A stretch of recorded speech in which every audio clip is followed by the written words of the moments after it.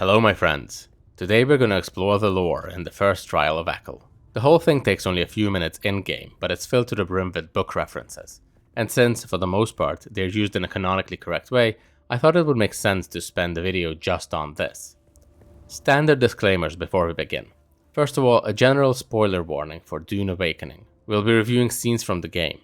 Secondly, since this is a video game adaptation of Dune, I won't be nitpicky about anything that's required for game mechanics. For example, we'll be accepting all the resources just lying around. And since this is an alternate timeline, we'll be accepting any changes described as a consequence of Lady Jessica having a daughter instead of a son. Now, today's quest and objective are called the first trial of AQL, the first question. As I mentioned in the last video, I absolutely love how the test of AQL has been incorporated and expanded upon in this game. In the book, all we got to know is that the Fremen, like many other cultures, have a coming-of-age ritual. When Paul first protests that they call him a child man and starts demanding that they address him appropriately, Stilgar says, "We'll give you a name, manling, in the time of the Mihna at the test of AQL." Mihna, which is the name of this cave in-game, is the season for testing Fremen youths who wish admittance to manhood. This would usually happen around the age of 12 and would include riding the worm.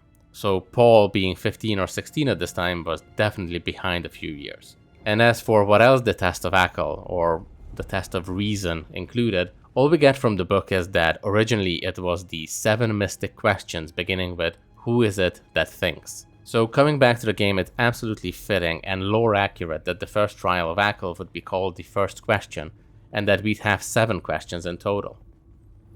I love how there's just an undisturbed bowl of spice sitting around on an altar. Obviously, living on Arrakis, where spice is in literally everything, that might not look like too much, but we know from Duke Leto's description in the book that a handful of spice will buy you a home on Tupile, the sanctuary planet for defeated houses. Dr. Yui even gives us a precise figure, 62,000 Solaris per gram. Now I won't go into the whys and hows of it, but the market and the buying power of Solaris are fixed in the Dune universe. So that's why Yui could be so confident without checking his trading app. So what's that bowl there? Half a kilo of spice? That would be 31 million Solaris. That's a ridiculous amount of money. We don't get many price-related references in the original Dune, but we know that the Harkonnen put out a 1 million Solari bounty for a single crysknife, which is also a lot. For comparison, in the Denis Villeneuve movie, The Herald of the Change took a round trip costing 1.46 million 62 Solari with 3 guild navigators, a bunch of nobles, and a sister of the Bene Gesserit. Anywho, I digress. Who is it that thinks? And just as importantly, who is it that talks? Although it might look like the NPC's name is Sadus. Sadus literally translates to judges, and the Fremen title is the equivalent of what we would call saints. And I think there's a bit of a glitch in using the lore here because I'm almost certain that Sadus is plural. I think that because of how Herbert used the word in the book, but also the original Sanskrit word is sadhu, which means good person or holy person or ascetic. It refers to someone who has renounced worldly life to pursue spiritual goals. So I think this should be sadhu and not sadus. In either case, it's basically a Fremen saint talking to us in our spice vision. Ibn Qirtaiba. Ibn Qirtaiba translates from Fremen to "thus go the holy words." They're the formal beginning to Fremen religious incantations. I don't know much Arabic, but I know for a fact that Ibn means son of. But who's Qirtaiba? It's inconclusive where Frank Herbert got Ibn Qirtaiba from, but there are at least 2 possibilities. Qirtaiba could derive from Ibn Qutayba, an Islamic scholar, whose name I'm probably butchering. Alternatively, it could be referring to the city of Cordova.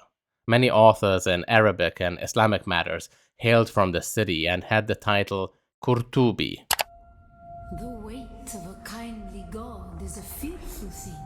I am sorry that I'm stopping every second, but I told you in advance, this scene is full of book references. So, the weight of a kindly god is a fearful thing. This is a quote from the Fremen Kitab al-Ibar, a combination of survival handbook and religious manual. The actual quote in the original Dune is, "The weight of a kindly god is a fearful thing. Did not God give us the burning sun? Did not God give us the mothers of moisture? Did not God give us shaitan? From shaitan did we not get the hurtfulness of speed? Do you understand, Wali? As discussed last time, Wali is what Fremen called untried Fremen youth, so children and adolescents.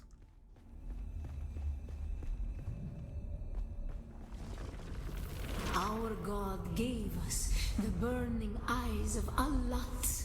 As I just mentioned, the actual quote is, "Did not God give us the burning sun?" And that's exactly what al-Lat means. In the Dune universe, al-Lat was originally our sun's name, mankind's original sun. By the time of Dune, al-Lat could be any planet's primary star. It's like us calling our primary star the sun.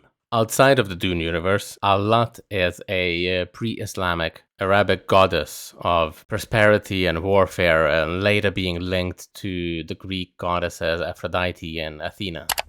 In the words of the Kitab al-Ibar. As mentioned before, the Kitab al-Ibar is both a survival handbook and religious manual developed by the Fremen on Arrakis. And although it's been developed on Arrakis, its title is very much Arabic, as Kitab means book and Ibar means stories with a moral meaning.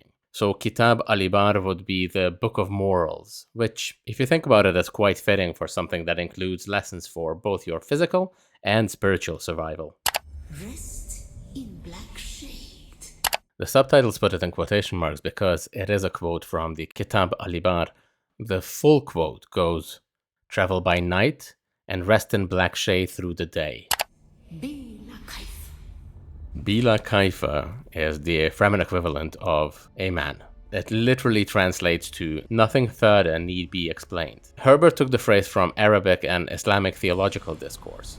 It refers to an ancient dispute on the attributes of God and how different groups interpreted them. The traditionalists chose to accept them as is, quote, without how.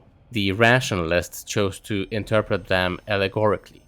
The phrase bila kaifa means without a how.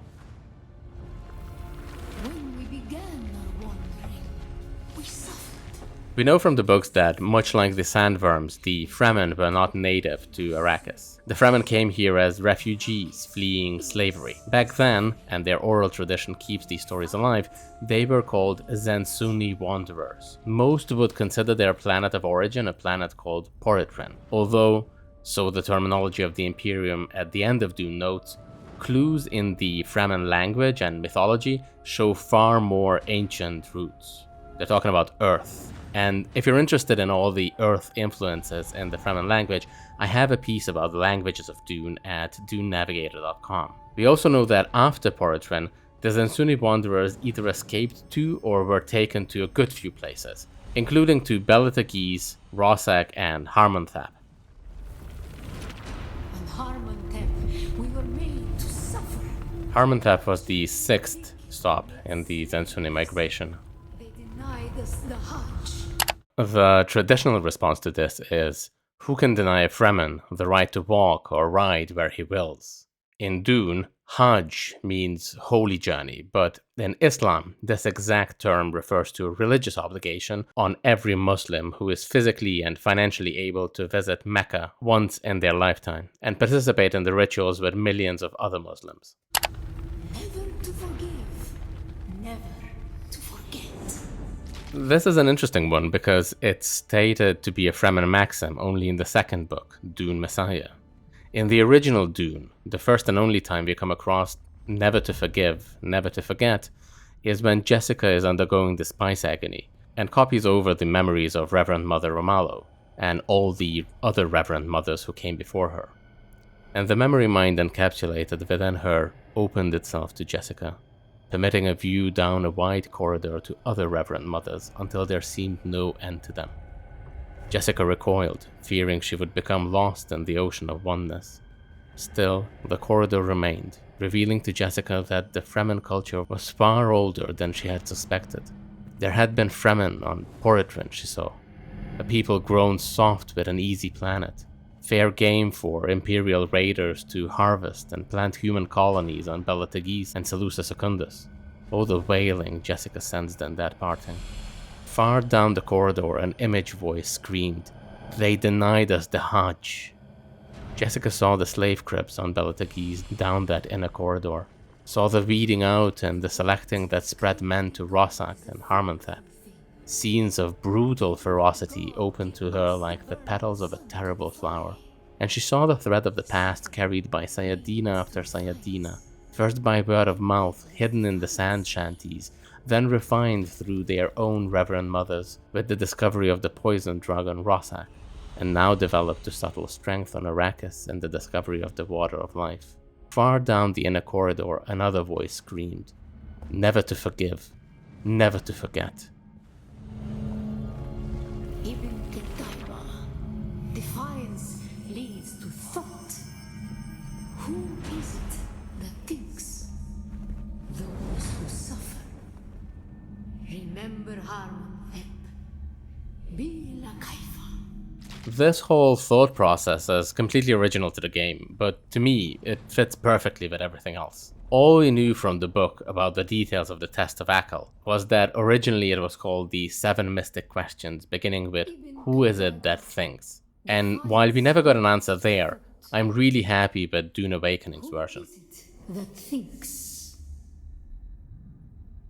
Those who suffer. Remember Harmonthep. Be la kaifa. Okay, I think we're gonna stop here and pick it up in the next video. If you found this lore review interesting, please let me know by liking, subscribing, and leaving a comment. And definitely leave a comment if you've seen something that I skipped over. If you want more lore, you can find me at dunenavigator.com. Thank you for watching, and I will see you next time.